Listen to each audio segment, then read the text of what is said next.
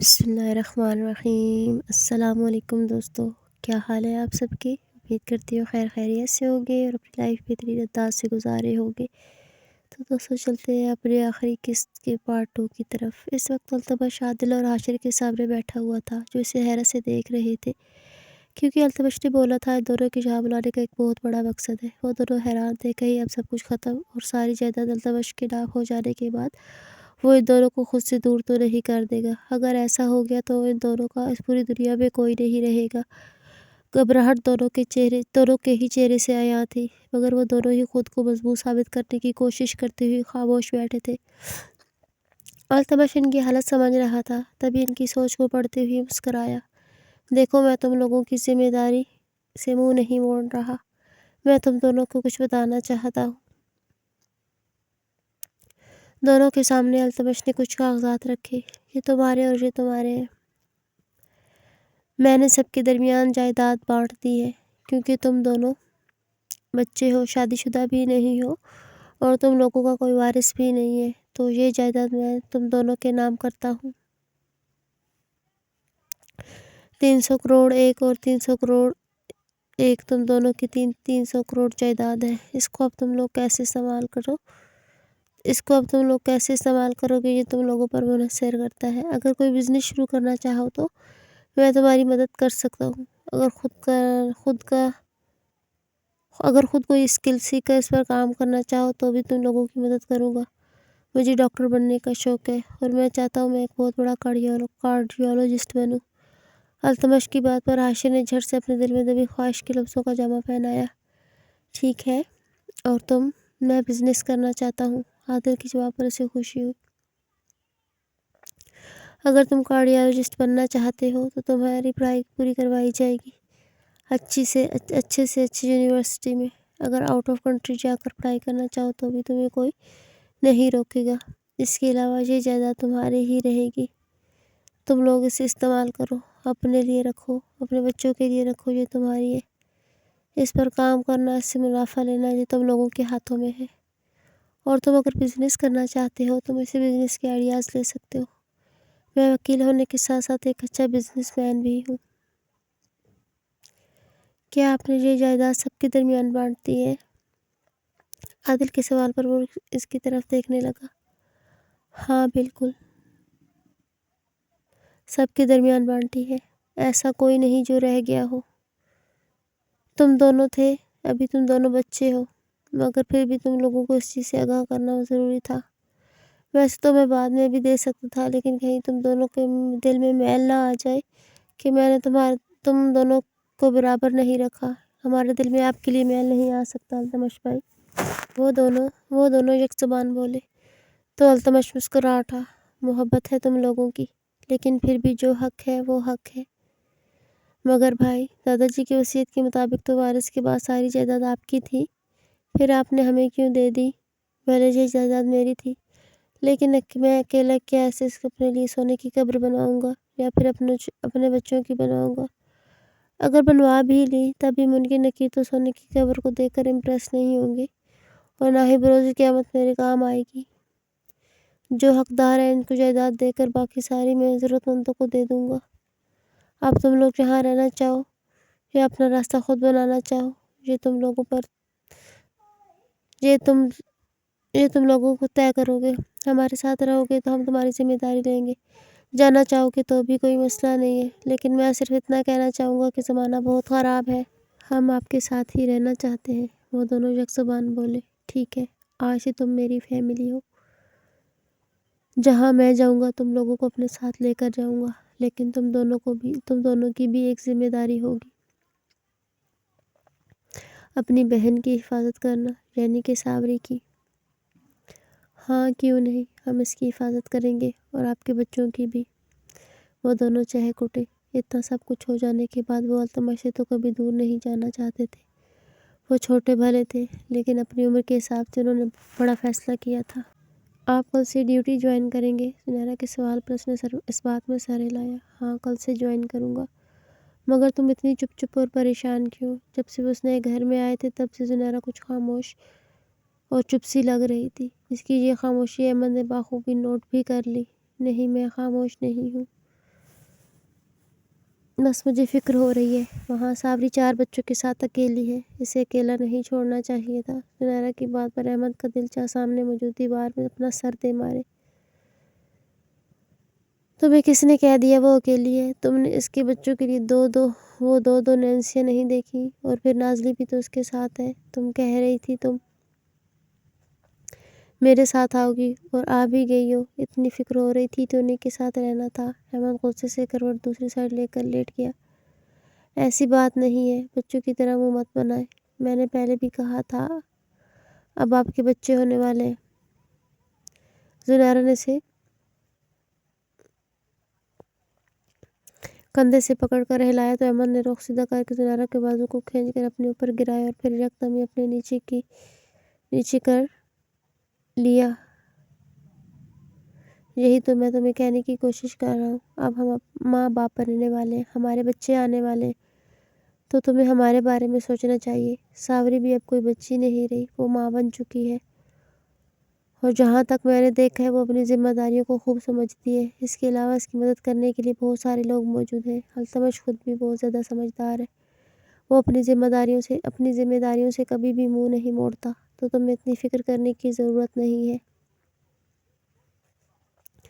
اسے ہمارے بچے پر بھی ایفیکٹ آئے گا۔ وہ اس کے پیٹ پر ہاتھ رکھے اور اپنی آنکھیں زنیرہ کی آنکھوں میں گاڑے سے سمجھانے کی کوشش کر رہا تھا۔ وہ احمد کی باتوں کو خوب سمجھ رہی تھی، لیکن وہ ایک ماں تھی اور ایک ماں کی فکر کوئی نہیں سمجھ سکتا۔ اچھا ٹھیک ہے، میں آپ کی بات سمجھ گئی ہوں۔ زنیرہ نے اس کے چہرے کو دونوں ہاتھوں میں لے کر تھپتھپایا۔ اب سائیڈ ہو جائیں اور مجھے سونے دیں۔ ایسی کی تیسی سائیڈ ہونے کی؟ سائیڈ ہوں گے میرے دشمن، میں نے کیا کہا تھا؟ دن میں ڈیوٹی دے کر آؤں گا اور رات میں یہاں تمہارے پاس ڈیوٹی دوں گا، دور ہو جائیں۔ زنیرہ نے خود سے پرے دھکیلا، مگر وہ اس کی ایک نہ سنتے ہوئے زنیرہ کی شرٹ کے بٹن کھولتا ہوا مسکرا رہا تھا، جبکہ وہ پلکیں جھکا کر اس کے ہاتھوں کی گردش کو دیکھ رہی تھی۔ کسی رات تو مجھے بخش دیا کریں۔ احمد کے ہونٹوں کا لمس اپنے گردن پر محسوس کرتی ہوئی وہ شکوہ کناں لہجے میں بولی، کیونکہ جہاں وہ اپنے ہونٹوں سے زنیرہ کی گردن کو مہکا رہا تھا، وہیں دوسری طرف اس کی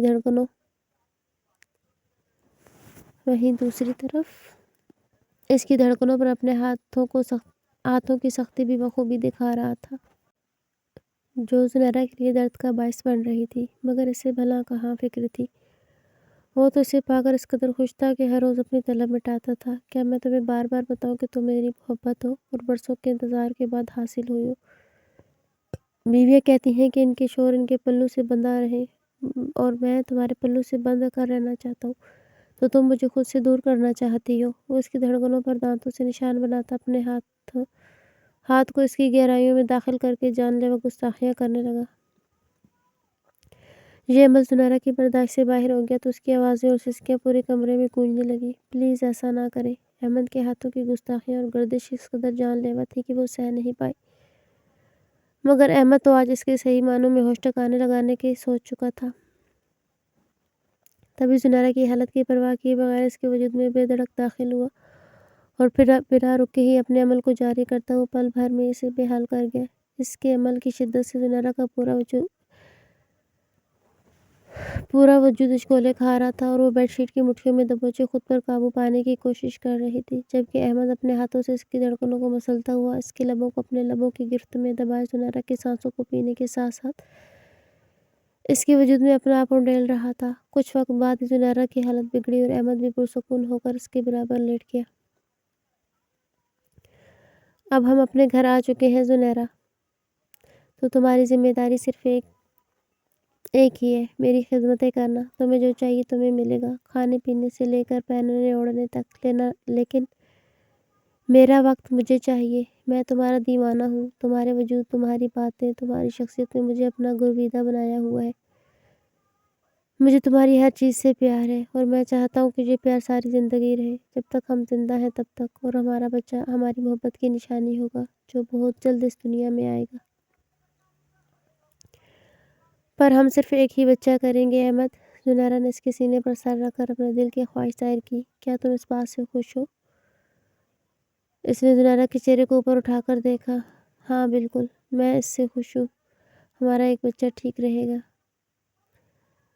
لیکن اگر میں کہوں کہ ہمارے 2 بچے ہونے چاہیے تو؟ اس کی بات پر زنیرہ خاموش ہو گئی۔ جیسا آپ کو بہتر لگے، لیکن میرے حساب سے ایک ہی ٹھیک ہے۔ وقت بتائے گا۔ اگر میں خود کو کنٹرول کر پایا تو ایک، ورنہ اگر میں تمہاری قربت کا جو ہی متلاشی رہا تو نہ جانے کتنے۔ وہ دوبارہ اس کے وجود پر جھکایا اور زنیرہ جانتی تھی کہ ایک بار پھر وہ اس کے وجود میں داخل ہو کر ہی دم لے گا۔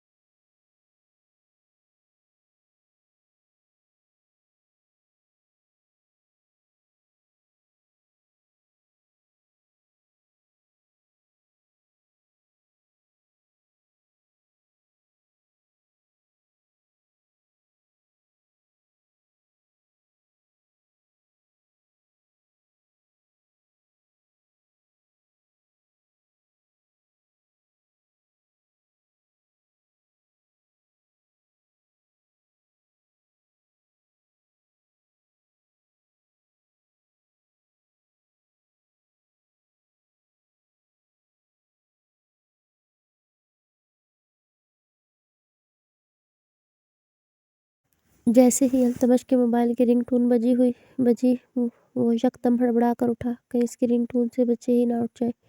جہاں بچے اٹھے وہاں ساوری کی نیند خراب ہو جائے گی، اسی لیے اپنا موبائل لے کر وہ باہر چلا آیا۔ کسی انجان نمبر سے کال آئی تھی۔ کال ریسیو کرنے کے بعد اسے پتہ چلا کہ یہ عارفہ کی کال ہے۔ وہ اسے بات کرنے کے لیے بلا رہی تھی، تو التمش واپس کمرے میں آ کر ساوری کے ماتھے پر بوسہ دینے کے بعد اپنی گاڑی کی چابیاں والیٹ اٹھاتا گھر سے باہر نکل گیا۔ آج وہ جانتا تھا کہ اس کی ماں نے آخر کیا فیصلہ کیا ہے۔ وہ دونوں اس وقت ایک پارک میں موجود تھے جہاں بہت سارے چھوٹے چھوٹے بچے کھیل رہے تھے۔ ان کو اپنی مستیوں میں مگن دیکھ کر التمش کو بہت اچھا لگا۔ وہیں دوسری طرف جو فیصلہ عرفا نے اسے سنایا تھا، اسے سننے کے بعد التمش کے حساب تن گئے۔ وہ اس وقت سنجیدہ نظروں سے عرفا کی طرف دیکھ رہا تھا۔ تو یہ آپ کا آخری فیصلہ ہے؟ ہاں، یہ میرا آخری فیصلہ ہے۔ میں ساوری کو نہیں اپنا سکتی۔ میری اپنی ایک زندگی ہے، اس میں میرا شوہر، میرے 3 بچے ہیں۔ میں کسی بھی طرح اگر ساوری کو اپناتی ہوں تو میرے ایک بچے کے لیے میرے 3 بچے چلے جائیں گے، اور میرا شوہر جس نے مجھے زندگی کے ایسے موڑ پر سنبھالا جہاں کوئی میرا ساتھ دینے کے لیے تیار نہیں تھا۔ انہیں بس اتنا پتہ ہے کہ میں نے پہلے شادی کی تھی جو کہ نہیں چلی۔ اگر انہیں یہ پتہ چل جائے کہ کسی نے میری اتنی بری طریقے سے عزت لوٹی ہے تو یقیناً وہ بھی مجھ سے بالکل ویسے ہی بدگمان ہو جائے گا جیسے ساوری کا باپ ہوا تھا، اور اسی بدگمانی میں اس نے مجھے طلاق دے دی تھی۔ ہر مرد ایسا نہیں ہوتا جیسا آپ کا پہلا شوہر نکلا، لیکن مجھے ڈر لگتا ہے میں اب زندگی کے اس موڑ پر نہیں ہوں جہاں میں اپنی زندگی پر تجربے لگا سکوں یا پھر کوئی بھی بہت بڑا حادثہ سہ سکوں۔ اب مجھ میں نہ اتنی طاقت ہے، نہ مجھے سپورٹ کرنے والے لوگ۔ میں کہاں جاؤں گی؟ اگر میرے بچے نہ رہے، میرا شوہر نہ رہا تو میں کیا کروں گی؟ تو آپ کہنا چاہتی ہیں کہ ساوری کو کسی طور اپنی بیٹی نہیں مان سکتی؟ ایسا میں نے نہیں کہا۔ عرفا ہڑبڑا اٹھی۔ پھر آپ کے کہنے کا اور کیا مقصد ہے؟ ویسے میں نے تو آپ سے نہیں کہا تھا آپ اپنے بچے یا شوہر کو چھوڑیں۔ جانتی ہوں تم نے نہیں کہا، لیکن جب انہیں ساوری کی سچائی کے بارے میں علم ہوگا تو یقیناً وہ مجھے خود ہی چھوڑ دیں گے۔ میرے کہنے کی تو نوبت ہی نہیں آئے گی۔ مگر میں اس سے ملنا چاہتی ہوں، اسے دیکھنا چاہتی ہوں، اسے سینے سے لگانا چاہتی ہوں۔ آخر میں ایک ماں ہوں، جب اسے اپنا ہی نہیں سکتی تو اس سے ملنا، اسے سینے سے لگانے کا کیا جواز بنتا ہے؟ التمش کسی بھی طرح انہیں رعایت دینے کے موڈ میں نہیں تھا۔ کیا تم میری یہ خواہش پوری نہیں کرو گے؟ میں ساوری کی ماں ہونے کے ناطے کہہ رہی ہوں۔ اسے پتہ ہونا چاہیے کہ میں اس کی ماں ہوں، اور آپ کو بھی پتہ ہونا چاہیے کہ وہ آپ کی بیٹی ہے جسے آپ اپنا بھی سکتی ہیں۔ میں مجبور ہوں، میری مجبوری کو سمجھو۔ میں نہیں سمجھ سکتا آپ کی مجبوری کو، اور نہ ہی سمجھنا چاہتا ہوں۔ خدا کے لیے۔ التمش اٹھ کر جانے لگا تو عرفا نے اس کے گھٹنوں کو پکڑ لیا۔ میں کہہ رہی ہوں ایک بار مجھ سے اس سے ملنے دو، میں اس سے بات کروں گی، اسے اپنی سچویشن سمجھاؤں گی تو مجھے یقین ہے وہ سمجھ جائے گی۔ تمہیں میری باتیں سمجھ نہیں آئیں گی، میں جانتا ہوں وہ سمجھ جائے گی، کیونکہ اس کے پاس ایک بہت ہی صاف ستھرا دل ہے۔ مگر مجھے آپ سے یہ امید نہیں تھی۔ میری بھی ماں ہے، اور ان کے لیے میں سب سے پہلے آتا ہوں۔ ساری زندگی میری ماں نے اکیلے گزاری ہے، صرف مجھے پالنے کے لیے میرے خاطر پورے خاندان سے لڑ گئی، اور خاندان بھی ایسا جس کے نام سے سب لوگ ڈرتے ہیں۔ ظرف کی بات ہوتی ہے مس عرفا۔ اچھا ہوا آپ نے ساوری کو برسوں پہلے بلوچ حویلی چھوڑ دیا۔ آپ میری بیوی کو ڈیزرو نہیں کرتی، آپ ڈیزرو ہی نہیں کرتی کہ وہ آپ کو ماں کہے۔ ایسا نہیں کرو، تمہیں تمہارے بچوں کا واسطہ۔ اپنے بچوں کی قسم دینے پر التمش کے دماغ میں آگ ہی لگ گئی، مگر وہ ضبط سے مٹھیاں پھینچ کر اپنے غصے کو کنٹرول کر گیا، کیونکہ سامنے موجود عورت پر وہ غصہ نہیں کر سکتا تھا۔ ٹھیک ہے، میں جا کر آپ کی ساری سچائی آپ کی بیٹی کو بتا دیتا ہوں، پھر اس کے بعد فیصلہ کریں گے کہ وہ کیا چاہتی ہے۔ ایک رات میں نے آپ کے فیصلے کا انتظار کیا، اور ایک رات میں اس کے فیصلے کا انتظار بھی کر سکتا۔ اپنی بات کہہ کر وہ اپنے گھٹنوں سے عرفا کا ہاتھ چھڑواتا لمبے لمبے ڈگ پڑتا وہاں سے چلا گیا۔ ساوری التمش گھر آنے کے بعد اسے پکارنا شروع کر دیا۔ احتشام کو دودھ پلاتی ہوئی ہڑبڑائی۔ کیا ہوا؟ وہ وہیں بیٹھے بیٹھے بولی۔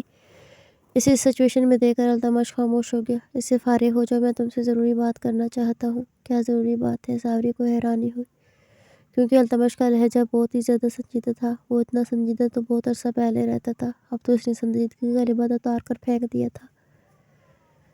احتشام کو دودھ پلا کر نینسی کے حوالے کرنے کے بعد وہ التمش کے پاس چلی آئی، جو اس کا ہاتھ پکڑ کر باہر باغیچے میں لے آیا۔ وہاں ساوری کو ایک چیئر پر بٹھا کر خود بھی اپنے لیے ایک چیئر گھسیٹ کر اینس کے مقابل آ بیٹھا۔ ساوری کے دونوں ہاتھوں کو اپنے ہاتھوں میں لیا۔ میری بات سنو ساوری، میں جانتا ہوں تم بھی اس قابل نہیں ہو کہ سچ کو ہضم کر سکو، مگر پھر بھی میں تمہیں یہ سچ بتانے جا رہا ہوں۔ اس کے لیے تمہیں بہت زیادہ حوصلے کی ضرورت پڑے گی۔ ہو سکے تو اپنی زندگی کا سارا حوصلہ آج یہاں جمع کر لو۔ اپنے دل کو مضبوط کر لو تاکہ جو میں تمہیں بتاؤں اسے سننے کے بعد تم اپنا آپ نہ کھو بیٹھو۔ کیا بات کر رہے ہیں؟ کیسی سچائی؟ ساوری کا دل یکبارگی دھڑکا۔ آخر وہ کیا بولنے کی کوشش کر رہا تھا؟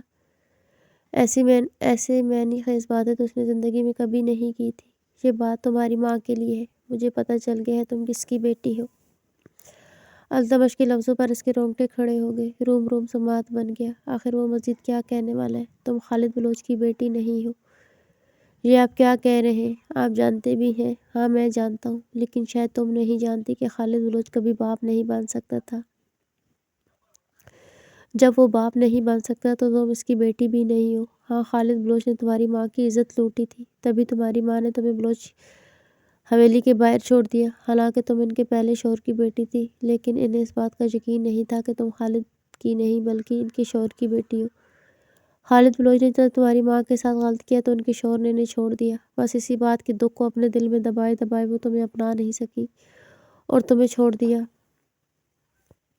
دھیرے دھیرے وہ ڈھکے چھپے لفظوں میں ساوری کو اس کے وجود کی سچائی سے آگاہ کرنے کی کوشش کر رہا تھا، مگر جیسے جیسے ساوری کے اوپر ساری سچائی آشکار ہوئی تو ویسے ویسے اسے لگ رہا تھا جیسے وجود سے دھیرے دھیرے جو کوئی جان کھینچ رہا ہو۔ اس کا مطلب میری ماں زندہ ہے؟ آخرکار وہ التمش کی باتوں سے یہی اخذ کر پائی۔ ہاں، تمہاری ماں زندہ ہے۔ التمش نے اس کی آنکھوں سے بھل بھل بہتے آنسوؤں کو صاف کیا، جنہوں نے نہ رکنے کی قسم کھا رکھی تھی۔ وہ کبھی ساوری کی آنکھوں میں آنسو نہیں دیکھنا چاہتا تھا، مگر یہ وقت ہی ایسا تھا کہ وہ چاہ کر بھی نہ اسے تسلی دے سکتا تھا اور نہ ہی آنسوؤں کو بہانے سے روک سکتا تھا۔ آپ میری ماں سے ملے ہیں؟ ہاں ملا تھا اور بات بھی کی تھی۔ انہیں کہا تھا کہ وہ تمہیں اپنا لے، تمہیں اپنی بیٹی کا درجہ دیں، مگر وہ اپنی زندگی میں آگے بڑھ چکی ہیں۔ کل وہ ملک سے باہر چلی جائیں گی کیونکہ وہ وہیں پر سیٹل ہے۔ وہاں پر ان کا شوہر اور ان کے دوسرے بچے موجود ہیں۔ وہ ان کو نہیں چھوڑ سکتی۔ اور میں؟ ساوری نے خالی خالی نظروں سے اس کی طرف دیکھا تو التمش خاموشی سے سر جھکا گیا۔ اس کے جھکے سر نے ساوری کے تمام سوالوں کے جواب دے دیے۔ تمہیں وہ ایک بار ملنا چاہتی ہے، کہہ رہی تھی کہ تم سے ایک بار مل کر تمہیں سینے سے لگائیں گی۔ اب تم مجھے بتاؤ، تم ان سے ملنا چاہتی ہو کہ نہیں؟ ہاں ملنا چاہتی ہوں۔ بنا سوچے سمجھے ساوری نے جھٹ سے اپنا فیصلہ سنا دیا۔ ساوری تم ایک بار سوچ لو۔ اس میں سوچنے جیسا کیا ہے التمش؟ بھلے وہ مجھے نہیں اپنا سکتی، لیکن وہ میری ماں ہے۔ ایک بار میں ان سے مل لوں، میرے دل میں کوئی حسرت نہیں رہے گی کہ میں نے اپنی ماں کو کبھی دیکھا نہیں۔ میں ان سے ملنا چاہتی ہوں، دیکھنا چاہتی ہوں کہ ان میں اتنا حوصلہ کہاں سے آ گیا کہ انہوں نے اپنی بیٹی کو غیروں کے حوالے کر دیا۔ میرے کسی بچے پر کوئی انگلی بھی اٹھائے تو میں برداشت نہیں کر سکتی۔ کوئی میرا بچہ مجھ سے مذاق میں بھی دور لے کر جانے کی بات کرے تو مجھے لگتا ہے کہ میری روح کو کسی نے وجود سے کھینچ لیا ہے۔ میں دیکھنا چاہتی ہوں کہ ان کے دل میں اتنا حوصلہ کہاں سے آ گیا۔ ان سے بدگمان نہیں ہو ساوری۔ زمانے کے ظلم و ستم نے انہیں ایسا کرنے پر مجبور کیا ہوگا، لیکن اگر تم ان سے ایک بار ملنا چاہتی ہو تو میں انہیں ابھی تھوڑی دیر میں یہاں بلا لیتا ہوں۔ اس کے بعد تم دونوں ایک دوسرے سے بات کر لینا، میں درمیان میں نہیں آؤں گا۔ اس کی باتوں پر اس بات میں سر ہلاتی وہ اٹھ کر دوبارہ اندر کی جانب جانے لگی، مگر پیروں میں جان ہی نہیں تھی۔ ٹانگوں نے اس کے باقی وجود کے وزن کو اٹھانے سے انکار کر دیا۔ پورا وجود ہی تھر تھرا رہا تھا اور اس ہلکے ٹھنڈے موسم میں بھی اسے شدید پسینے آنے لگے۔ التمش عیسیٰ کی حالت کو خوب سمجھ رہا تھا، تبھی ساوری کے گرد بازو حائل کر کے اسے اپنے سہارے چلاتے ہوئے وہ اندر لے آیا تاکہ بچوں کے درمیان بیٹھ کر وہ کچھ دیر اپنا غم بھول جائے، مگر یہ ایسا غم تھوڑی تھا جو بھلایا جا سکے۔ جب تک عارفہ نہیں آ گئی تب تک ساوری کا دل کسی نے مٹھی میں دبائے رکھا۔ جائیں اور جا کر مل لیں اپنی بیٹی سے، مگر ایک بات یاد رکھیے گا، اگر آپ نے اسے کچھ بھی ایسا کہا جو اس کے دل کو زخم زدہ کر گیا تو یقین جانے مجھ سے برا کوئی نہیں ہوگا۔ عارفہ ساوری کے پاس جانے لگی، مگر جانے سے پہلے التمش نے انہیں اپنے انداز میں سمجھانا ضروری سمجھا۔ وہ اس بات میں سر ہلا کر ساوری کے سامنے جا کر کھڑی ہوئی جو سر جھکا کر کھڑی تھی۔ اس میں اتنی ہمت ہی نہیں تھی کہ وہ پلکیں اٹھا کر اپنی ماں کو دیکھے۔ عارفہ کی آنکھوں سے بھی آنسو بہہ نکلے۔ اتنے سالوں بعد وہ اپنی بیٹی کو دیکھ رہی تھی۔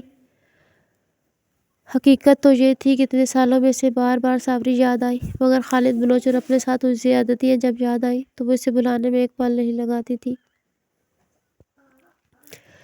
جیسے ہی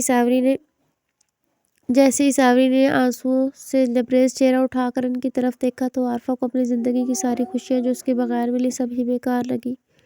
وہ بالکل اس کی پرچھائی تھی۔ اس قدر معصومیت اس کے چہرے پر تھی کہ عارفہ کو لگا کسی نے اس کے منہ پر تماچا دے مارا ہو۔ بھلا وہ اتنی پیاری بچی کو چھوڑ کر کیسے اپنی زندگی میں آگے بڑھ گئی، مگر پھر بھی خود کو مضبوط ظاہر کرنے کے لیے اس نے آگے بڑھ کر صابری کے گلے لگانا چاہا تو صابری یکدم 2 قدم پیچھے ہو گئی۔ آپ میری ماں ہیں۔ خود میں واقعی ساری زندگی کی ہمت مجتمع کرنے کے بعد صابری نے سوال کیا تو عارفہ نے اس بات میں سر ہلایا اور دوبارہ اس کی طرف اپنے بازو بڑھائے، جنہیں دیکھ کر وہ زخمی سا مسکرائی۔ آپ آج مجھے گلے لگانے آئی ہیں، مگر کیوں؟ صابری کے سوال پر عارفہ نے اپنی آنکھوں میں آئے آنسوؤں کو صاف کیا۔ کیوں؟ کیا ایک ماں اپنی بیٹی کو گلے سے نہیں لگا سکتی؟ تم میری بیٹی ہو، میں آپ کی بیٹی ہوں۔ 18 سال پہلے جب مجھے بلوچوں کے حوالے کر رہی تھی تب آپ کو یاد نہیں تھا میں آپ کی بیٹی ہوں؟ مجھے میرے شوہر نے بتایا آپ مجھے نہیں اپنا سکتی، مگر یہاں مجھے گلے سے لگانے آئی ہیں۔ میں ایک بات پوچھوں، آپ مجھے گلے سے لگانے آئی ہیں یا پھر مجھے میری زندگی میں نہ بھرنے والے زخم دینے آئی ہیں؟ ایسی بات نہیں ہے۔ اس الزام پر عارفہ تڑپ اٹھی۔ میں تم سے پیار کرتی ہوں۔ اگر آپ مجھ سے پیار کرتی تو کبھی بھی مجھے خود سے جدا نہیں کرتی۔ جانتی ہے میں 4 بچوں کی ماں ہوں اور ان میں سے کوئی ایک بچہ بھی مجھ سے دور لے جانے کا سوچے بھی تو میں اس کی جان لے لوں۔ پھر آپ نے تو یہ کر دکھایا۔ میں ایک پل بھی اپنے بچوں کے بغیر نہیں رہ سکتی۔ آپ 18 سال کیسے رہ لیں؟ کیا واقعی مجھ سے پیار کرتی ہیں تو میرے وجود کا حصہ ہو۔ میں جتنا بھی تمہیں خود سے دور کرنے کی کوشش کر لوں لیکن میرے دل میں تمہارے لیے ممتا ہمیشہ رہے گی۔ عارفہ کی بات پر وہ ہنس پڑی۔ یہ کیسی ممتا ہے جو ایک بیٹی کو ہی اپنا نہیں سکتی؟ آپ آئیں مجھے اچھا لگا۔ میں دیکھنا چاہتی تھی کہ مجھے اس دنیا میں لانے والی کیسی دکھتی ہے۔ مجھے پتہ چلا میں خالد بلوچ کی بیٹی نہیں ہوں، میں آپ کے شوہر کی بیٹی ہوں۔ مانا کہ زندگی نے آپ کے ساتھ بہت برا کیا، مگر پھر بھی جو آپ نے کیا وہ بھی حق نہیں تھا۔ تو کیا تم میرے گلے بھی نہیں لگو گی؟ اپنی ماں کی اتنی سی خواہش بھی پوری نہیں کرو گی؟ اس کی بات پر صابری کچھ دیر ان کی طرف خالی نظروں سے دیکھتی رہی، پھر اگلے ہی پل آ کر عارفہ کے سینے سے جا لگی۔ کتنی ہی دیر وہ اس کے سینے سے لگ کر روتی رہی، یہاں تک کہ روتے روتے صابری کی ہچکی بند گئی۔ عارفہ کا حال بھی اس سے کچھ جدا نہیں تھا، بس وہ بے تحاشا نہیں رو رہی تھی، مگر ان کا دل کر رہا تھا میں اتنی بری تو نہیں تھی کہ آپ نے زندگی میں کبھی مجھے پلٹ کر بھی نہیں دیکھا۔ آج بھی اگر التمش آپ کے پاس نہیں آتا، آپ کو میرے بارے میں نہیں بتاتا تو یقیناً آپ کبھی بھی مجھے ملنے تک نہ آتی۔ میں مجبور تھی۔ میں نے اس وقت تمہیں خود سے دور کر کے اپنے باپ کی پگڑی کی لاج رکھی تھی اور زمانے نے مجھے کس قدر رسوا کیا تھا۔ اس کے بعد میں چاہ کر بھی تمہارے لیے اپنے دل میں نرم جذبات نہیں رکھ پائی، اور آج جب میں تمہیں نہیں اپنا رہی، اس کی وجہ یہ نہیں کہ تم بری ہو، اس کی وجہ یہ ہے کہ پیچھے میرے 3 بچے اور شوہر ہیں۔ انہیں نہیں پتا کہ کسی نے میری عزت کے ساتھ کھیلا تھا۔ اگر انہیں پتا چل گیا تو یقیناً میں وہی سب دوبارہ فیس کروں گی۔ مجھ میں اتنی ہمت نہیں ہے۔ میں نے تمہارے شوہر کو یہ بات سمجھانے کی بہت کوشش کی لیکن وہ نہیں سمجھا، وہ سمجھیں گے بھی نہیں، کیونکہ وہ محبتوں میں مجبوریوں کو نہیں مانتے، چاہے محبت کیسی بھی ہو۔ اور بھلا ایک ماں اور بیٹی کی محبت میں کیسی مجبوری؟ وہ اب تک یہ ساری باتیں کے سینے سے لگ کر بول رہی تھی، مگر پھر عارفہ کو خود سے دور کر کے خود کو مضبوط ظاہر کرتی ہوئی اپنے آنسو صاف کرنے لگی۔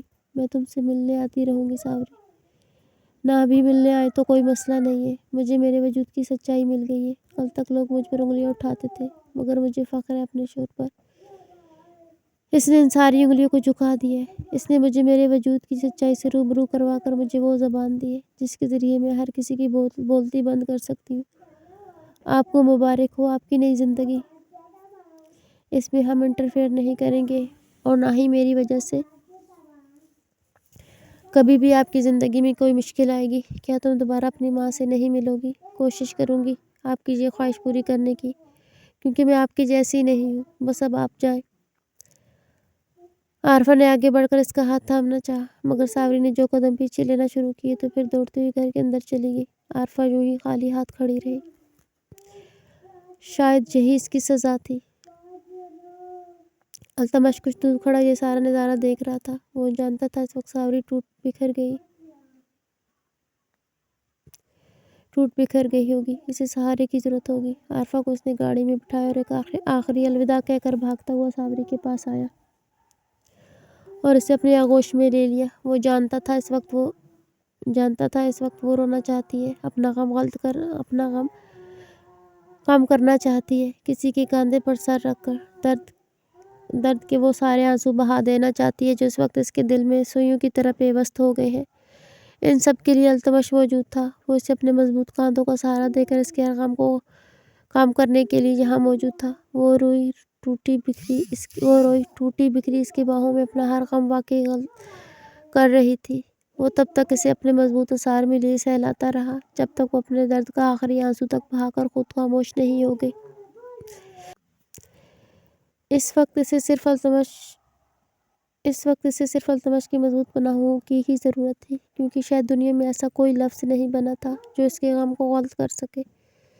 اس لیے وہ بنا کچھ کہے اپنے عمل سے اسے پرسکون کر رہا تھا۔ وہ جانتا تھا یہ راز اس کے دل کو دنیا کے تہہ بالا کر چکا ہے، جسے سنبھلنے میں اسے بہت وقت لگے گا، مگر وہ زندگی کی ہر اونچ نیچ میں اس کے ساتھ تھا۔ چاہے جتنا بھی وقت لگ جائے وہ اسے سنبھالے گا۔ 5 سال بعد تم تینوں سب بچوں کی دیکھ بھال کرو گے۔ اگر کسی بچے نے دوسرے سے لڑائی کی تو دیکھ لینا، مجھ سے برا کوئی بھی نہیں ہوگا۔ زنیرہ نے احمد اور التمش اور عدنان کو کڑے تیور دکھاتے ہوئے اپنی بات سے باور کروایا، جن کے ذمے تمام بچوں کو سنبھالنا تھا۔ مگر یہ بچے نہیں پوری آفت کی دکان تھے۔ خاص کر التمش کے چاروں بچے تو ایک نمبر کے شیطان تھے۔ دوسری طرف زنیرہ کی بیٹی منت اور بیٹا ارشمان، یہ بھی کچھ کم نہیں تھے۔ ارشمان تو چلو چھوٹا تھا، لیکن منت اس کے اپنے ہی شرارتیں تھیں۔ پھر عدنان کی بیٹی نینا اور بیٹا شہیر بھی وہیں موجود تھے۔ عدنان کا بڑا بیٹا شہیر تھا، جو کہ شرارتوں میں کسی کے طور پر التمش کے بیٹوں سے کم نہیں تھا، مگر نینا بے حد معصوم تھی۔ کسی کی چھوٹی سی بات پر وہ منٹوں میں رو دیتی تھی، اسی لیے وہ عدنان اور نازلی کی لاڈلی بھی تھی۔ یہ میری ہے، چھوڑ دو اسے، میں کہہ رہا ہوں یہ میری ہے، اس کو پہلے میں نے اٹھایا تھا تو میں نہیں چھوڑوں گا، میری ہے، میں نے کہا میری ہے۔ التمش کھا جانے والی نظروں سے آتش اور سائم کو دیکھ رہا تھا۔ آتش اپنا رعب اسی لیے سائم پر جماتا تھا کہ وہ اس سے بڑا ہے۔ التمش اور ساوری نے انہیں بتایا تھا کہ تم سب 2 منٹ 5 منٹ 7 منٹ اور 10 منٹ کی دیری سے پیدا ہوئے ہو۔ آتش چونکہ سب سے بڑا تھا اور سائم سب سے چھوٹا، اسی بات کا رعب سب لوگ اس پر جماتے تھے، لیکن وہ تو کسی کے رعب میں آنے والوں میں سے تو نہیں تھا۔ میں دیکھ رہا ہوں تم دونوں کو، ایک ہی بال کے لیے تم دونوں لڑ رہے ہو، حالانکہ بالکل ایسی ہی بال میں نے تم لوگوں کو دوسری بھی لا کر دی ہے۔ اس میں کیا خاص ہے؟ یہ میری ہے، سائم بولا۔ نہیں، یہ میری ہے، میں بڑا ہوں، تم اگر بڑے ہو تو کیا ہو گیا، اسے دے دو، وہ چھوٹا بھائی ہے۔ اتنا بھی چھوٹا نہیں ہوں، میں اس سے بال چھین لوں گا۔ سائم نے اپنا پورا زور لگایا۔ ان دونوں کو دشمنوں کی طرح لڑتے دیکھ کر التمش کا دل چاہا دونوں کو پکڑ کر پھینٹی لگا دے، مگر چونکہ آج ان کا برتھ ڈے تھا اور سب لوگ یہاں ان کے برتھ ڈے کے لیے جمع ہوئے تھے تو ان کے ناز نخرے اٹھائے جا رہے تھے۔ اچھا ٹھیک ہے، لڑو تم دونوں ایک ہی گیند کے لیے، پھر میں بھی حورین اور نورالعین کو آنے سے منع کر دیتا ہوں۔ التمش کو ان 2 شیطانوں کی دکھتی نس کا اچھی طرح سے پتہ تھی۔ حورین اور نورالعین کے نام پر دونوں کے ہاتھ سے گیند چھوٹ کر زمین پر جا گری، جسے لپک کر احتشام نے پکڑا اور لے کر وہاں سے کسی بوتل کے جن کی طرح غائب ہو گیا، کیونکہ وہ کب سے ان دونوں کو لڑتی ہوئی دیکھ رہا تھا، جبکہ اتنی دیر سے ان کی لڑائی دیکھنے کا صرف ایک ہی مقصد تھا، کب گیند ان دونوں کے ہاتھوں سے چھوٹے اور وہ لے کر یہاں سے فرار ہو جائے۔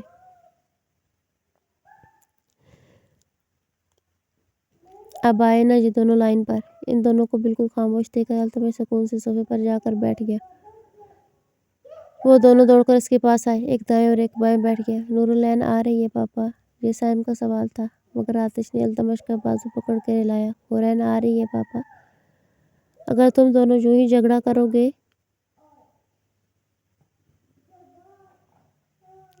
تو کوئی نہیں آئے گا۔ التمش نے ایک بار پھر دونوں کو دھمکایا، مگر ساوری یہ ساری حرکتیں دیکھ رہی تھی۔ التمش، آپ کو اپنے بچوں کو سدھارنا چاہیے، آپ جانتے ہیں ابھی یہ کتنے چھوٹے ہیں۔ وہ اسے جو سمجھانے کی کوشش کر رہی تھی وہ سمجھ رہا تھا، مگر پھر بھی التمش کے کان پر جوں تک نہیں رینگی۔ میرے بچے ہیں، کیا ہو گیا؟ کچھ غلط تو نہیں کہہ رہے، پیار ہی کرتے ہیں۔ ان کی پیار کی ایسی کی تیسی۔ ابھی پچھلی برتھ ڈے پر کیا ہوا تھا آپ جانتے ہیں نا؟ اس نے التمش کو ان دونوں کے پچھلا برتھ ڈے یاد دلوایا، جس میں حورین اور نورالعین آئی تھی۔ وہ دونوں انہیں پکڑ کر لے گئے تھے کہ جن کے ساتھ رہے گی، جبکہ سائم نے تو حد پار کرتے ہوئے نورالعین کے ہونٹوں کو بھی چوم لیا تھا۔ اس کی اس حرکت پر سارے ہکا بکا رہ گئے۔ مانا کہ بچے ایک دوسرے سے پیار کرتے ہیں، لیکن اس کا مطلب یہ تو نہیں۔ اور اس دن سائم اسے چھوڑ بھی نہیں رہا تھا، وہ چاہتا تھا کہ وہ اسی کے ساتھ رہے، اسی کے ساتھ جا کر سوئے۔ جبکہ دوسری طرف آتش، اس نے تو اپنی برتھ ڈے کا کیک سب سے پہلے ساوری اور التمش کو کھلانے کے بجائے جا کر حورین کو کھلایا تھا، اور یہ بات آج تک ساوری کو اچھے طریقے سے یاد تھی۔ پچھلے سال اسی دن کو یاد کر کے التمش کا قہقہ بلند ہوا۔ بچے ہیں، تم ان کے بارے میں غلط سوچ رہی ہو۔ یہی میں کہہ رہی ہوں، بچے ہیں اور ابھی صرف 5 سال کے ہیں۔ ابھی سے ان کے کرتوت دیکھنے لائق ہیں۔ جب بڑے ہوں گے تو ان کا کیا حال ہوگا؟ آپ کو انہیں سمجھانا چاہیے، انہیں بتانا چاہیے کہ وہ بہنیں ہیں، ان کے ساتھ ایسا نہیں کیا جاتا۔ وہ دونوں شان اور اریبہ کی جڑواں بیٹیاں تھیں، جو کہ سائم اور آتش کو بے حد پسند تھیں۔ ان سب سے الگ دائم ایک طرف ہی بیٹھا تھا، جس کی نظریں صرف نینا پر ٹکی ہوئی تھیں۔ آپ نے بچوں کو نہیں، عاشقوں کو پیدا کی ہے۔ ساوری کی دہائیاں عروج پر تھیں، کیونکہ جو حال وہ ان 5 سال کے بچوں کا دیکھ رہی تھی، اس کے بعد کوئی بھی ماں کم از کم چپ تو نہیں رہ سکتی۔ التمش انہیں سمجھانے، مارنے، ڈانٹنے بھی نہیں دیتا تھا، کیونکہ اس نے اپنے بچوں کو کھلی چھوٹ دے رکھی تھی۔ ویسے وہ ہر بدتمیزی اور ہر بدسلوکی، ہر جھگڑے کے لیے انہیں کھینچ کر رکھتا، مگر اس معاملے میں وہ انہیں کھلی چھوٹ دیے ہوئے تھا، جیسے ان سے کہنا چاہتا ہو کہ کرو۔ تمہارے ابا حضور بھی یہی کرتے رہے ہیں۔ شہیر اور دائم کی بہت اچھی دوستی تھی، لیکن جب سے دائم نینا کو یوں گھور گھور کر دیکھ رہا تھا، شہیر کا بس نہیں چل رہا تھا کہ وہ دائم کا سر کھول دے۔ تبھی وہ آ کر نینا اور دائم کے درمیان کھڑا ہو گیا۔ کیا دیکھ رہے ہو؟ کچھ نہیں، میں دیکھ رہا ہوں تمہاری بہن کی ناک پر مکھی بیٹھی ہوئی ہے۔ اس کی بات پر شہیر نے مڑ کر دیکھا تو واقعی نینا کی ناک پر مکھی بیٹھی ہوئی تھی۔ شہیر دوڑ کر گیا اور نینا کی ناک سے مکھی اڑائی، لیکن وہ دوبارہ آ کر وہیں بیٹھ گئی۔ شہیر نے کھا جانے والی نظروں سے دائم کی طرف دیکھا۔ وہ بیٹھا یوں ہی مسکرا رہا تھا۔ مکھیاں اسی لیے تنگ کر رہی تھیں کیونکہ اس نے ابھی میٹھی چاکلیٹ کھائی تھی۔ حالانکہ اس کے منہ کو صاف کیا تھا، مگر پھر بھی ہلکی چپچپاہٹ ہونے کی وجہ سے مکھیاں آس پاس بنا رہی تھیں۔ شہیر دوڑتا ہوا گیا، اپنے رومال کو گیلا کیا، پھر اسے نینا کے چہرے کو رگڑ رگڑ کر صاف کرنا شروع کر دیا، جس پر نینا نے منٹوں میں ہی رونا شروع کر دیا۔ دائم تو اسے روتا دیکھ کر وہاں سے بوتل کی جن کی طرح غائب ہو گیا، جبکہ شہیر حیرت سے ادھر ادھر دیکھ رہا تھا۔ نازلی نے غصے سے شہیر کی طرف دیکھا۔ تم نے بہن کو رلا دیا، چلو اب چپ کرواؤ۔ میں نے تو منہ صاف کیا ہے، چپ چاپ اس کو چپ کرواؤ۔ دیکھ رہے ہو نا آج کتنا کام ہے۔ نازلی کی ڈانٹ پر وہ منہ بسور کر نینا کو اٹھاتا اسے چپ کروانے کی کوشش کرنے لگا، جبکہ اپنے بیٹی کی ایسی حالت دیکھ کر وہ نازلی کو گھورتا شہیر کے ہاتھوں سے نینا کو لے کر خود چپ کروانے لگا۔ عدنان کے پاس آتی وہ منٹوں میں چپ ہو گئی۔ میرے بیٹے کو ایسے ڈانٹ رہی ہو؟ تم گھر چلو پھر بتاتا ہوں۔ عدنان کی بات پر مسکراتی ہوئی سر جھکا گئی۔ آپ کا بیٹا پریشان کرتا ہے، سنبھالیں دونوں کو۔ وہ سب لوگ اس وقت التمش کے نئے بنگلے میں موجود تھے۔ حویلی میں کوئی بھی نہیں جانا چاہتا تھا، اسی لیے حویلی کو ہمیشہ کے لیے بند کر دیا گیا تھا۔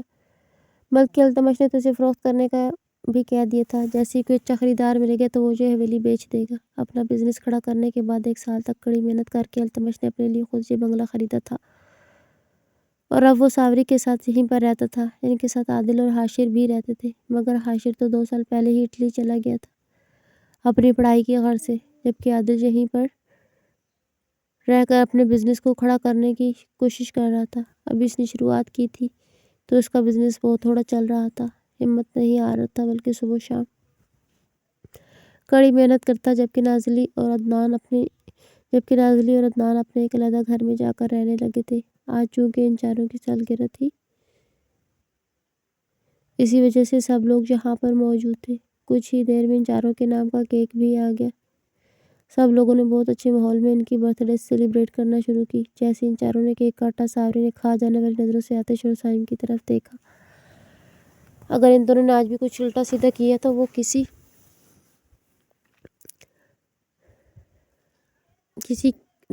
کی پرواہ نہیں کرے گی اور ایک ایک تھپڑ لگائے گی۔ 2 دن پہلے ہی ساوری ان دونوں کو سمجھا رہی تھی۔ جیسے کیک کاٹ کر انہوں نے پہلا پیس اٹھایا، دونوں نے ساوری کی طرف دیکھا جو انہی کی طرف ہی دیکھ رہی تھی، مگر اس بار نشانہ کوئی اور ہی تھا۔ دائم نے اپنے کیک سے پہلا پیس اٹھا کر رینا کی طرف بڑھایا تو ساوری کے کانوں سے دھواں نکلنا شروع ہو گیا، جبکہ التمش کا قہقہ بلند ہوا۔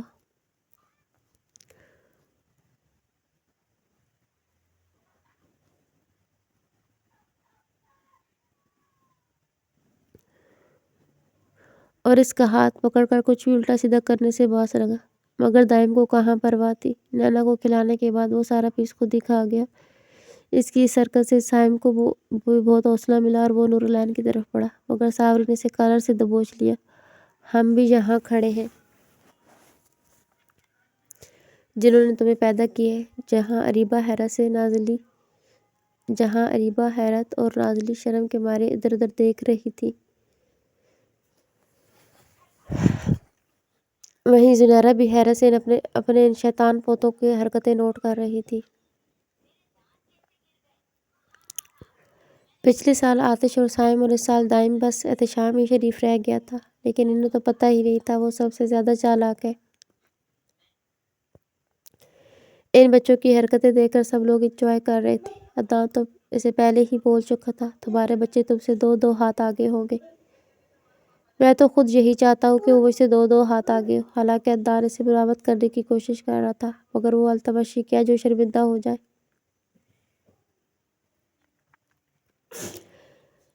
جبکہ ساوری کا شرم کے مارے سر جھک گیا تھا۔ اسے سمجھ ہی نہیں آ رہا تھا آخر وہ کیسے اپنی صفائی پیش کرے۔ اس کے یہ چھوٹے چھوٹے پٹاخے جگہ جگہ ان کا نام روشن کر رہے تھے۔ برتھ ڈے پارٹی کے بعد سب لڑکیاں اور لڑکیاں ایک طرف چلے گئے۔ ان کی اپنی ہی گپ شپ چل رہی تھی۔ دوسری طرف سارے مرد ڈرائنگ روم میں بیٹھ کر اپنی ہی باتوں میں لگے ہوئے تھے۔ التمش نے عادل کی طرف دیکھا جو خاموش لگ رہا تھا۔ کیا ہوا، تم اتنے خاموش کیوں ہو؟ حاشر کی یاد آ رہی ہے؟ التمش کی بات پر وہ چونکا۔ ہاں، اس کی یاد تو آ رہی ہے، لیکن میں خوش ہوں۔ کل اس کا فون آیا تھا، وہ کہہ رہا تھا وہ شادی کرنا چاہتا ہے۔ یہ تو اچھی بات ہے۔ تم نے ہمیں بتایا کیوں نہیں؟ کوئی لڑکی پسند کر لی ہے کیا؟ التمش کے سوال پر اس نے اس بات میں سر ہلایا۔ ہاں، کہہ رہا تھا وہاں اٹلی میں ایک لڑکی اسے اچھی لگی ہے۔ وہ مسلمان ہے، اس کی فیملی بھی بہت اچھی ہے۔ وہ اس کے ساتھ وہیں سیٹل ہو جانا چاہتا ہے۔ مطلب وہ واپس پاکستان نہیں آنا چاہتا۔ صاف لفظوں میں نہیں کہا، مگر اس کی باتوں سے یہی لگ رہا ہے۔ اچھا، مگر شادی کر کے اس لڑکی کو یہاں بھی لا سکتا ہے؟ ہاں، لا سکتا ہے، لیکن اسے وہیں اٹلی کے اندر ایک بہت اچھی جاب آفر ہو گئی ہے۔ پھر وہ لڑکی بھی اپنے ماں باپ کی اکلوتی بیٹی ہے۔ اسی وجہ سے وہ لوگ اسے وہاں سے آنے نہیں دے رہے، بلکہ وہ عاشر کو سپورٹ کرتے ہوئے اسے وہاں پر رہائش بھی دے رہے ہیں۔ تو عاشر کہہ رہا ہے کہ وہ شاید وہیں پر رہے گا، کبھی کبھار ملنے کے لیے آ جائے گا۔ اچھا، تو تم یہی سوچ کر اداس ہو؟ التمش اس کے چہرے کو بغور دیکھ رہا تھا، جو کافی اداس لگ رہا تھا۔ وہ جانتا تھا کہ وہ اپنے بھائی سے بہت پیار کرتا ہے۔ یوں عاشر کا ہمیشہ اس سے دور ہو جانا، شاید وہ یہ بات برداشت نہیں کر پا رہا تھا۔ تم فکر مت کرو، نہیں بھائی، آپ کو اسے بات کرنے کی ضرورت نہیں ہے۔ بس اس نے فیصلہ کر لیا ہے۔ میں بھی اس کی خوشی چاہتا ہوں۔ اگر وہ اسی میں خوش ہے تو میں نہیں روک سکتا۔ اس کی زندگی ہے اور اسے اپنی زندگی اپنے طریقے سے جینے کا پورا حق ہے۔ ایسی بات نہیں ہے، ہماری زندگی پر ہمارے اپنوں کا بھی حق ہوتا ہے۔ ہاں، ہوتا ہے، لیکن کبھی نہ کبھی تو وہ اپنے بیوی بچوں کے ساتھ ایک الگ گھر میں خوش رہے گا۔ تو ابھی سے مجھے خود کو تیار رکھنا چاہیے۔ میں بھی اپنے بزنس پر دھیان دیتا ہوں۔ میں تو کہتا ہوں تم بھی اپنے لیے لڑکی دیکھ لو۔ اب ماشاءاللہ تم جوان ہو گئے ہو، خوبصورت ہو اور ہینڈسم بھی ہو۔ کئی لڑکیوں کے دل تم پر فدا ہوں گے، مجھے یقین ہے۔ اس کی بات پر عادل کے چہرے پر شرم کے تاثرات امڈ آئے، جنہیں وہ کمال مہارت سے چھپا گیا۔ نہیں، مجھے ابھی شادی وادی کے چکر میں نہیں پڑنا، مجھے ایک بہت اچھا بزنس مین بننا ہے۔ میں چاہتا ہوں کہ پاکستان کے بڑے بڑے بزنس مینز میں میرا نام آئے۔ انشاءاللہ ایسا ضرور ہوگا۔ جس طرح تم محنت کر رہے ہو اور بالکل بھی ہار نہیں مان رہے، مجھے یقین ہے تم ایک دن یہ کر دکھاؤ گے۔ عادل، مجھے باہر لے کر چلو، مجھے باہر گھومنا ہے۔ وہ دونوں باتیں کر رہے تھے جب منت آ کر عادل کی گود میں بیٹھ گئی۔ احمد نے اسے کھا جانے والی نظروں سے دیکھا۔ یہ کیا تمیز ہے منت؟ بھائی بولو۔ بھائی نہیں بولوں گی، یہ اتنے بڑے ہیں۔ بھائی وہ سارے ہیں۔ اس نے باقی سب بچوں کی طرح اشارہ کیا۔ یہ بھی بھائی ہے، بڑا بھائی۔ منت نے احمد کی بات کو سر سے اگنور کر دیا۔ کیا زمانہ آ گیا ہے، بچے بھی میری نہیں سنتے۔ عدنان کو اس کی حالت دیکھ کر ہنسی آئی۔ میں تو پہلے ہی کہہ رہا تھا، میرے جیسا فرمانبردار بیٹا پا لینے پر آپ کو سجدہ شکر کر لینا چاہیے، کیونکہ آنے والی پیڑھی اتنی فرمانبردار نہیں نکلے گی۔ عدنان کے تانے پر اس نے کھا جانے والی نظروں سے اس کی طرف دیکھا، جبکہ عادل منت کو اپنی گود میں اٹھا باہر لے کر چلا گیا۔ سب لوگ اپنے اپنے کمرے میں جا کر سو گئے تھے۔ پورے گھر کی کھڑکیاں، دروازے اور ادھر ادھر ایک نظر ثانی کر کے وہ واپس اپنے کمرے میں ہی جا رہا تھا جب اسے کچن سے کھٹ پٹ کی آواز سنائی دی۔ وہاں جا کر دیکھا تو ساوری 4 گلاسوں میں دودھ بھر رہی تھی۔ بچوں کے لیے لے کر جا رہی ہو؟ ہاں، ان کے لیے لے کر جا رہی ہوں۔ پارٹی میں انہوں نے بہت جنک فوڈ وغیرہ کھایا ہے اور دودھ پینا بھول ہی گئے۔ ابھی سو گئے ہیں تو انہیں جگا کر دودھ پلاؤں گی۔ اچھا سنو، آج اپنے کمرے میں نہیں جانا۔ وہ اس کے خوبصورت وجود پر زیب تن کی ریڈ ساڑی کو دیکھ رہا تھا۔ ان 5 سالوں میں وہ پہلے سے بھی زیادہ خوبصورت ہو گئی تھی۔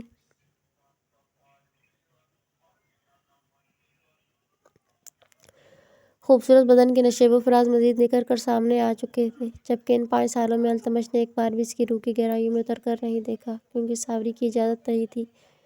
لیکن آج جب کہ ان کے بچوں کے 5 سال ہو گئے ہیں تو وہ چاہتا تھا کہ دوبارہ وہ اس کے ساتھ وہی رشتہ قائم کرے، جس کے بعد ان کے وجود کا حصہ دوبارہ اس دنیا میں جنم لے۔ ساوری آگے بڑھ کر ٹرے اٹھانے ہی لگی تھی کہ التمش نے اس کے دونوں ہاتھوں کو پکڑ کے اس کا رخ اپنی طرف موڑا۔ آپ کہہ رہے تھے اپنے کمرے میں آنے کی ضرورت نہیں ہے، مگر کیوں؟ کیونکہ میں نے ہمارے کمرے کے برابر والا کمرہ آج ہمارے لیے منتخب کیا ہے۔ مگر کیوں؟ ساوری کو یہ سن کر کافی حیرانی ہوئی۔ کیا ہم اپنا روم چینج کر رہے ہیں؟ نہیں، التمش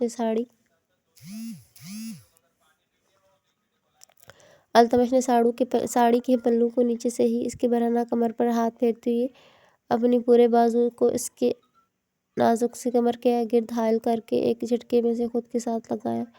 اس حرکت پر ساوری کا دل اچھل کر حلق میں آ گیا۔ اس کی چھونے میں اتنی شدت اور تپش تھی کہ پل بھر میں وہ اس کے ارادوں کو بھانپ گئی۔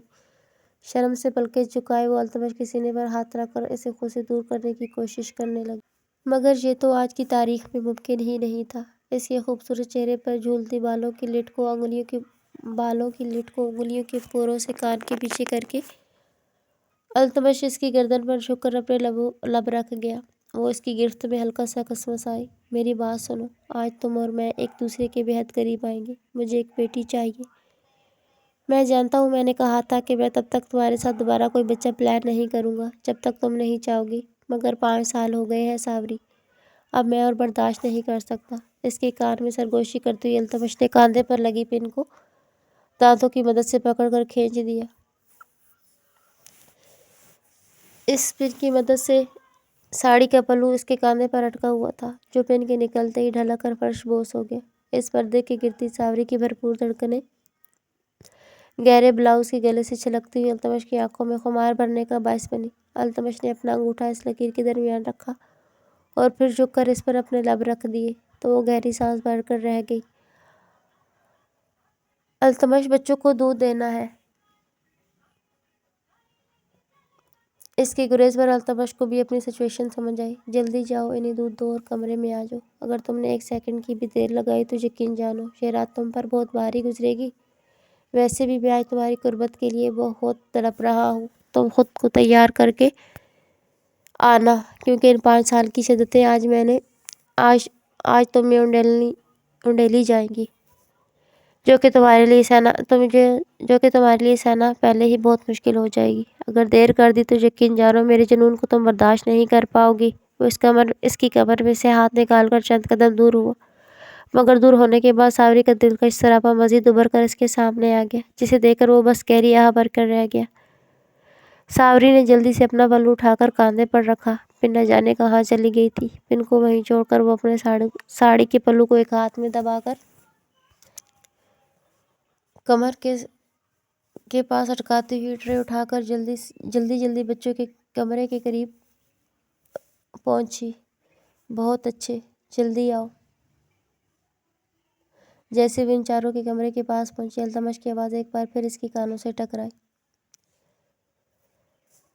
ساوری کی ہتھیلیوں میں پسینے آنے لگے۔ واقعی وہ کیسے آج اس کے جنون سے بچے گی؟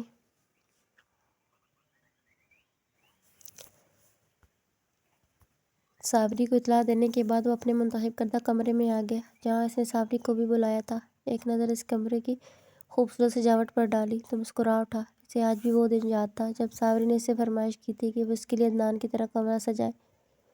اس کی طرح تو نہیں، لیکن یہ کمرہ اس سے بھی کہیں زیادہ خوبصورت انداز میں سجایا گیا تھا، جہاں رنگ برنگی مختلف شیپ کی بے شمار کینڈلز کی روشنی ہر سو پھیلی ہوئی تھی۔ مسلسل اے سی چلنے کے باعث ہوا میں سرد پن معمول سے زیادہ ہو گیا تھا۔ بیڈ کے آس پاس گلاب کے پھولوں سے سجاوٹ کی گئی تھی۔ اس میں سے بہت محنت لگی تھی، کیونکہ یہ گلاب مصنوعی نہیں بلکہ قدرتی تھے، جن کی لڑیاں بنا کر التمش نے پورے بیڈ کے اوپر لٹکائی تھی۔ اس کے علاوہ گلابوں کی پتیوں سے پورا بیڈ بھرا ہوا تھا۔ اس بیڈ پر بے شمار گلاب کی پتیاں دیکھ کر وہ مسکرایا۔ میری بیوی بھی کسی گلاب سے کم نہیں، اسی لیے اس گلاب کے لیے میں نے اتنے سارے گلاب رکھے ہیں۔ اس کے علاوہ کمرے میں روم فریشنرز کی خوشبو اور ہلکا ہلکا میوزک بہت رومانٹک سا ماحول بنا رہا تھا۔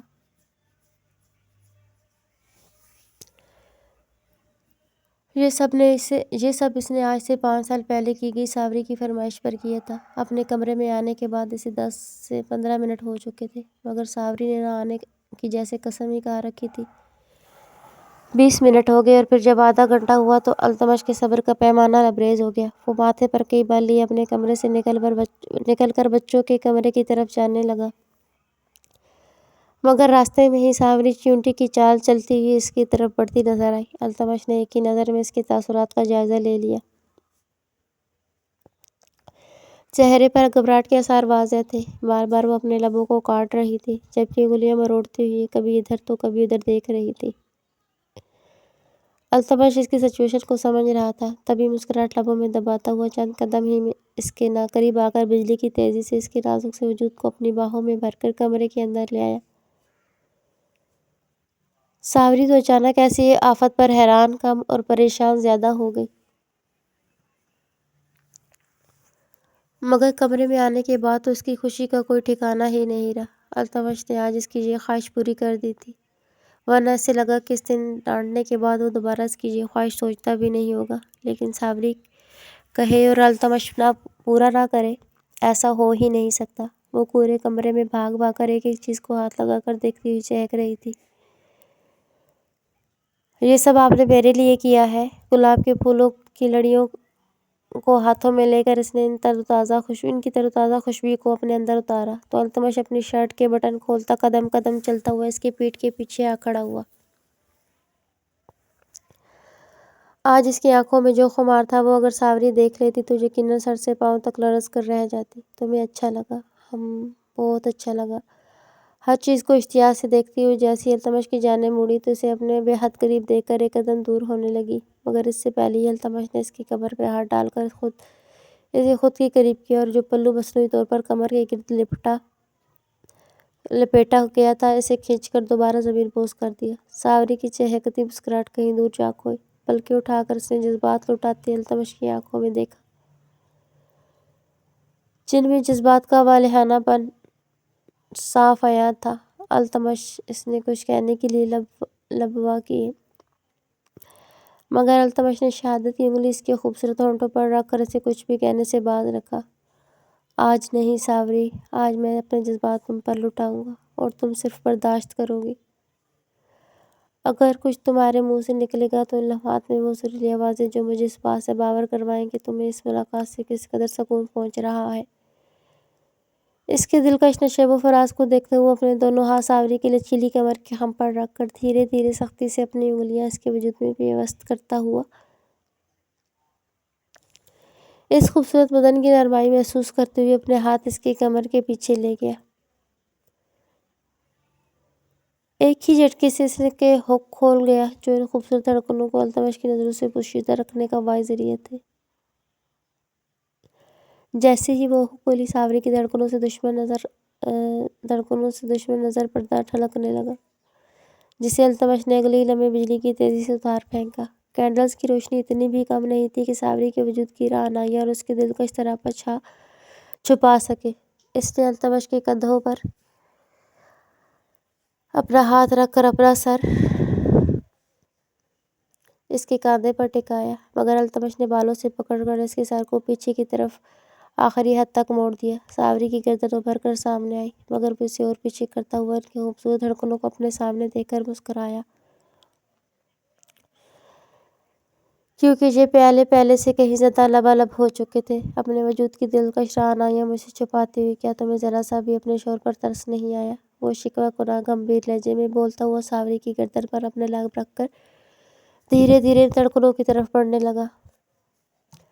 ساوری سے کھڑے رہنا محال ہو گیا۔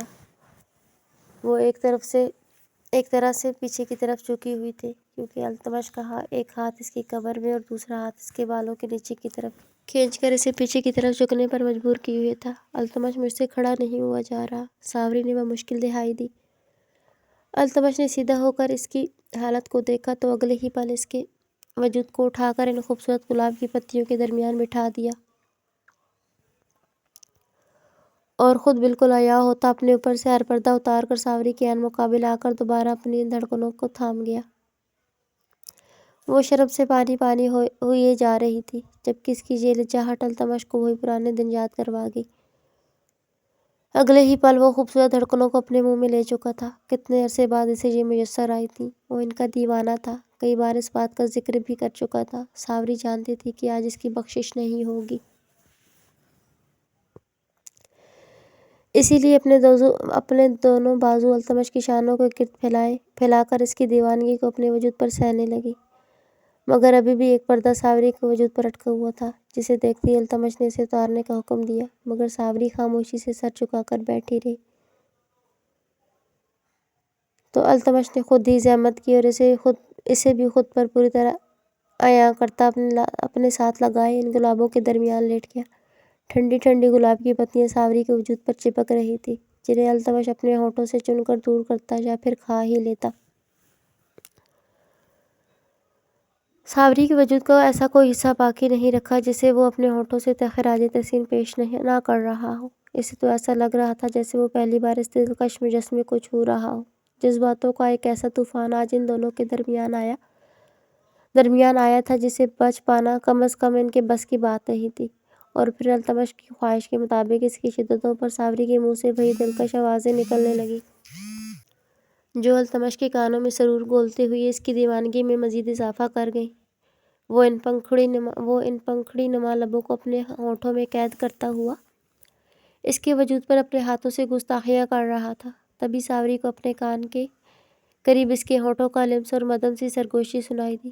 تمہیں اب آخری پڑاؤ پار کرنے کے لیے مجھے وہاں تک کا راستہ دکھانا ہوگا۔ اپنی گہرائیوں میں فاصلہ بناؤ تاکہ میں خود کو تمہارے وجود کا حصہ بنا سکوں، اور تم میں اپنا آپ انڈیل دوں تاکہ پھر ہم دونوں ایک ہو جائیں۔ اس کی بات پر ساوری آنکھیں موند کر اس کی شدتوں کو سہتی ہوئی دھیرے سے اپنے پیروں کو ایک دوسرے سے دور کر گئی۔ مطلب صاف تھا کہ وہ آمادہ ہے۔ اس کی یہ پیش قدمی التمش کو بہت بھلی محسوس ہوئی۔ تب ہی وہ دھیرے دھیرے دوبارہ اس کے ہونٹوں سے گردن پر دھڑکنوں کے درمیان سے نیچے کی طرف آتا اپنے ہونٹوں سے ایک لکیر بناتا ہوا بیلی بٹن سے نیچے آیا۔ وہاں جب اپنے ہونٹوں سے التمش نے گستاخیاں شروع کی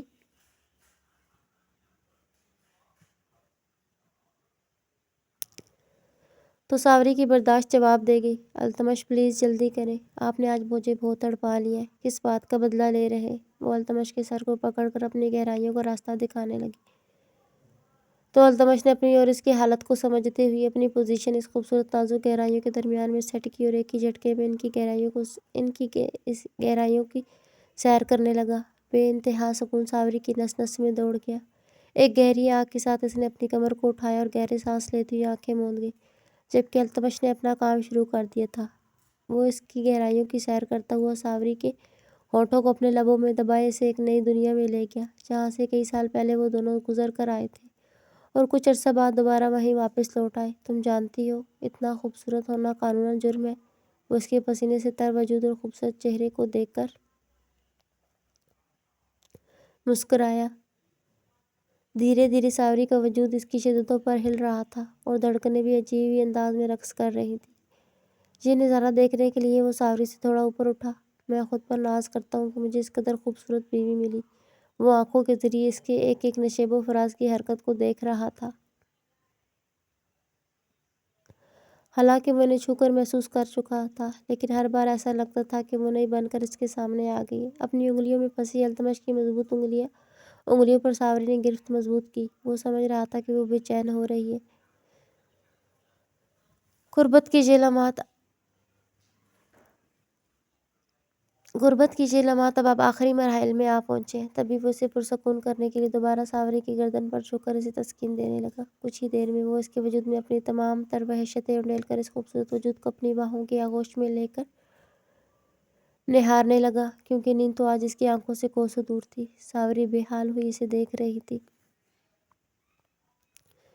میری جان، آج کی رات میرے نام، بلکہ آج کے بعد ہر رات میرے نام۔ وہ اسے جو باور کروانے کی کوشش کر رہا تھا وہ خوب سمجھ رہی تھی۔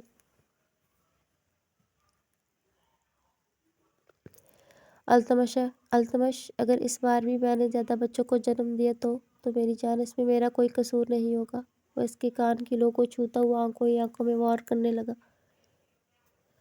اس کی بات پر وہ خاموش ہو گئی۔ اتنے عرصے میں وہ یہ تو سمجھ گئی تھی کہ اگر اس نے 4 بچوں کو جنم دیا ہے تو اس میں التمش کا کوئی قصور نہیں ہے۔ کیا آپ کو یقین ہے کہ اس بار ہمارے ہاں بیٹی ہوگی؟ مجھے یقین ہے۔ اگر نہ ہوئی تو باہمی ملاقاتوں کا یہ سلسلہ تب تک چلے گا جب تک ہم ایک پھول سی نازک سی بچی کو جنم نہ دے لیں۔ اس کے لیے تمہیں میرا ساتھ دینا ہوگا۔ اگر تم تیار نہ بھی ہوئی تب بھی میں اپنا حق وصول کروں گا، کیونکہ مجھے پورا حق ہے تمہارے وجود سے تسکین حاصل کرنے کا۔ اگر میں 5 سال تک تمہیں رعایت دے سکتا ہوں تو تم سے اپنا سارے حق وصول بھی کر سکتا ہوں۔ جانتی ہو نا، شوہر کے حقوق۔ جانتی ہوں۔ وہ نظریں جھکا کر التمش کے دھڑکنوں پر ایک بار پھر اپنے نام کو رقم کرنے لگی، مگر التمش اس کے خوبصورت چہرے کی طرف دیکھتا ہوا اپنا ہاتھ اس مقام پر لے گیا جہاں اس کو کھردرے ہاتھ کی گردش ساوری کو بے حال کر دیتی تھی۔ یہی اس بار بھی ہوا۔ وہ سسک اٹھی اور التمش اس کے چہرے کے تاثرات دیکھتا ہوا مسکرایا۔ آج رات کوئی رعایت نہیں۔ ایک پل کے لیے بھی تم مجھ سے جدا نہیں ہو سکتی۔ آج کی رات تم پر میں اس قدر ٹوٹ کر برسوں گا کہ تم پچھتاؤ گی۔ آخر 5 سال تک یہ دوریاں کیوں بنائے رکھی؟ وہ ایک بار پھر اس کے مدہوش کن وجود میں خود کو بھولتا اپنے آپ کو سیراب کرتے ہوئے ایک بار پھر اس کے اندر داخل ہو کر ان گہرائیوں کے حسین سفر پر روانہ ہو گیا۔ اور اس کی شدتوں کو سہتے ہوئے ساوری یہ سوچ رہی تھی کہ یہ سفر آخر کہاں سے شروع ہوا تھا۔ ایک دشمنی سے شروع ہوا، یہ سفر آ کر محبت پر ختم ہوا، اور یہ سب صرف التمش کی بدولت ممکن ہوا۔ اگر وہ اس کی نرم رویے، اس کی محبت کو نہ پہچانتا اور باقی بلوچ خاندانوں کی طرح ہی بس اپنے دماغ پر ہر وقت غصہ سوار رکھ کر دولت کی لالچ کو سامنے رکھتا اور کسی کے احساس، جذبات، محبت، وفاداری کی پرواہ نہ کرتا، تو کیا یہ سفر یہاں تک ممکن تھا؟ نہیں، ہرگز نہیں، کیونکہ وہ باقی بلوچوں کی طرح اپنے دل میں نفرت، بغض، وحشیانہ پن نہیں رکھتا تھا۔ اسے محبت کرنا سکھایا گیا تھا، تبھی وہ محبت پا گیا اور سب میں بانٹ گیا۔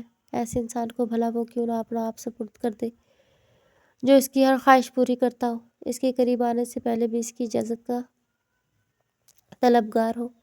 پہلے کی بات کچھ اور تھی، مگر اب وہ ایسا ہی تھا جیسا سب کو چاہیے ہوتا ہے، اور ساوری کو لگا یہ اس کی زندگی میں کیے جانے والے صبر کا پھل ہے، جسے وہ ہمیشہ سنبھال کر رکھے گی۔ ایک بار پھر وہ اپنے جذبات کا لاوا اس کے اندر انڈیل کر اسے اپنی باہوں میں لے کر نرم گرم سی شدتیں لٹاتا ہوا صابری کے کانوں میں گمبھیر سرگوشیاں کر رہا تھا، اور وہ اسے مسکرا کر دیکھتی ہوئی خود بھی التمش کے وجود سے آ لپٹی۔ دونوں کے باہمی رضامندی سے یہ رات وجود میں آئی جس کا نتیجہ وہ لوگ جانتے تھے۔ دشمن سے دوستی اور نفرت سے محبت تک کا یہ سفر بہت کٹھن تھا، مگر انہوں نے جو سفر طے کیا تھا اور انشاءاللہ آگے بھی وہ ان محبتوں کو قائم رکھیں گے، اور وارث کی یہ جنگ التمش نے ہمیشہ ہمیشہ کے لیے ختم کر دی، اس جائیداد کے ٹکڑے کر کے ختم کر دی تھی۔ اب نہ تو یہ بے تحاشا جائیداد رہی تھی اور نہ ہی کسی ایک کے نام ہونے کی جنگ۔ امید کرتی ہوں دوستوں آپ کو یہ کہانی پسند آئی ہوگی۔ اگر پسند آئی ہے تو چینل کو سبسکرائب کریں، ویڈیو کو لائک، شیئر اور کمنٹ کریں۔ آپ کی سپورٹ کی بہت ضرورت ہے۔ بہت شکریہ۔ اللہ حافظ۔